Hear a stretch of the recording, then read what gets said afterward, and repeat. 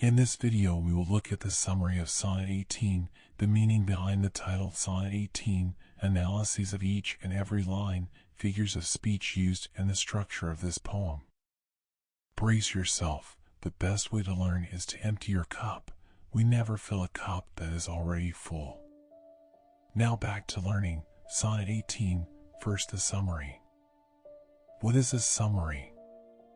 A summary is a brief statement mentioning the main points of something. A summary for this poem. Sonnet 18 is a poem written by William Shakespeare in which he compares the beauty of a person to that of a summer's day.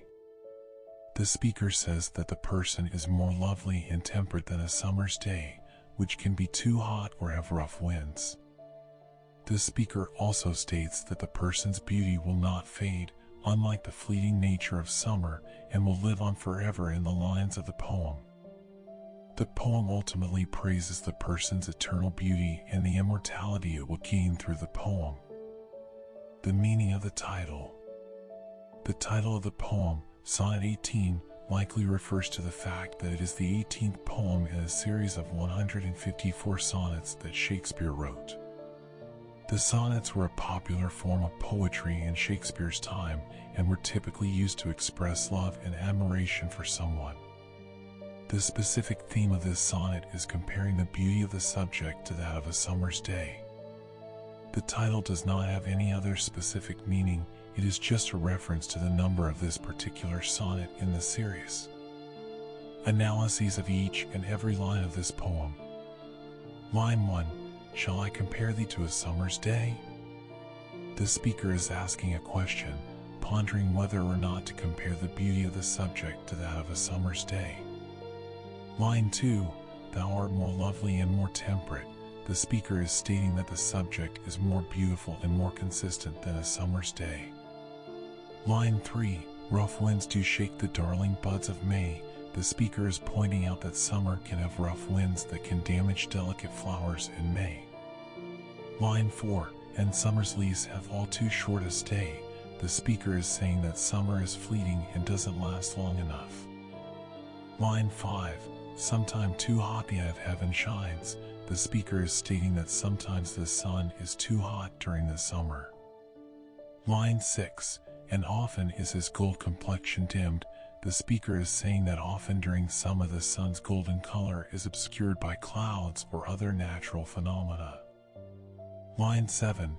But thy eternal beauty shall not fade. The speaker is saying that the subject's beauty will never fade.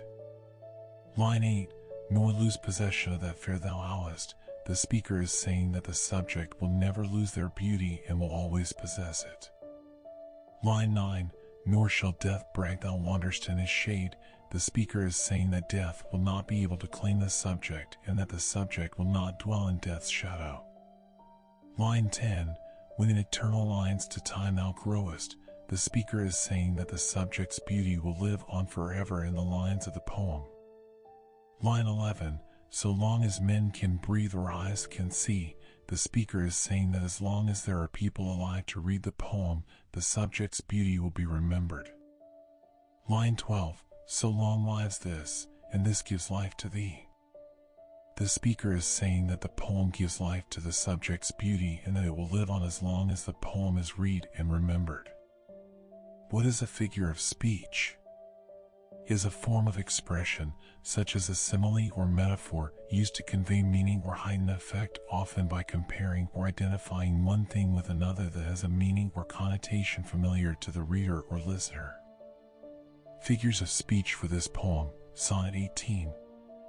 Metaphor. The most prominent figure of speech in the poem is the metaphor of comparing the beauty of the subject to that of a summer's day.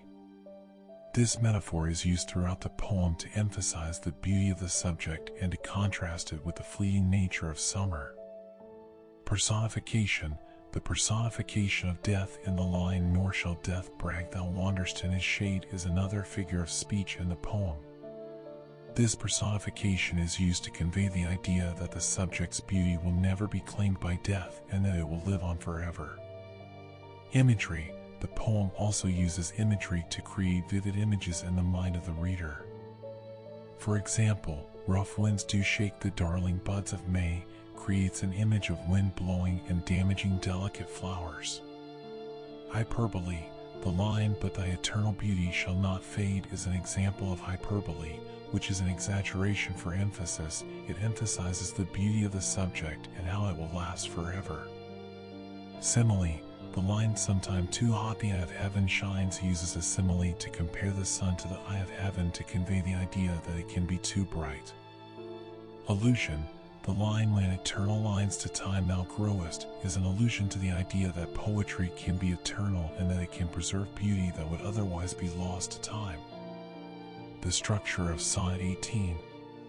Sonnet 18 is a traditional Shakespearean sonnet, which has 14 lines and a specific rhyme scheme of A, B, C, D, C, D, E, F, G, G. Each line is written in iambic pentameter, which means that it has 10 syllables with a pattern of unstressed and stressed syllables, giving the poem a rhythmic flow. The poem is divided into 3 quatrains, or 4-line stanzas, and a final rhyming couplet. The first quatrain presents the idea of comparing the person's beauty to that of a summer's day. The second quatrain elaborates on the transience of nature, and the third quatrain presents the idea of the eternalization of beauty through the poem. The rhyming couplet concludes and summarizes the themes of the poem. The poem also uses a range of literary techniques such as metaphor, imagery, and personification to convey its message. The metaphor of "shall I compare thee to a summer's day" sets the tone for the poem, and the imagery of "rough winds do shake the darling buds of May, and summer's lease hath all too short a stay, and nor shall death brag thou wanderst in his shade" adds depth to the poem. The personification of death in line 9 adds a dramatic effect to the poem. Thanks for watching. tut103 tutorial for Sonnet 18 follows next. To get access to the course material, request a tutor via our website, link in the description.